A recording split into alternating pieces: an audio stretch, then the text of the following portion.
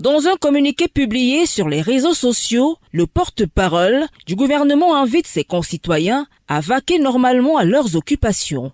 Pour lui, il n'y a pas de raison de paniquer, la situation est sous contrôle. Un appel au calme alors que les événements ont surpris la population. Dans ce pays de l'Afrique de l'Ouest, aucune autre information que celle partagée par les autorités aujourd'hui n'a filtré. D'après le gouvernement, parmi les 4 soldats arrêtés, car soupçonnés d'être à l'origine de ce coup de force déjoué, 2 viennent de la marine militaire. La police gambienne a affirmé dans un autre communiqué avoir interrogé Momodou Sabali, ancien ministre des Affaires présidentielles sous le régime de l'ancien président Yaya Jammeh, après la diffusion d'une vidéo qui suggère un coup d'État avant les prochaines élections locales. Ce serait la dernière tentative de coup de force en date en Afrique de l'Ouest depuis 2020, après 2 putschs réussis au Mali et au Burkina Faso et un autre en Guinée-Conakry et une tentative de fait accompli en Guinée-Bissau. Cette série inquiète vivement les dirigeants ouest-africains confrontés à une multitude de défis de la pauvreté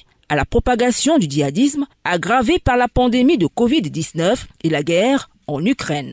Avec cet événement, les observateurs craignent une déstabilisation du fragile régime démocratique dans une région en proie à de nombreux putschs. En 2017, l'élection d'Adama Barrow a mis fin à 22 ans d'un régime autocratique dirigé par Yaya Jammeh. Le président a ensuite été réélu pour un second mandat le 5 décembre 2021.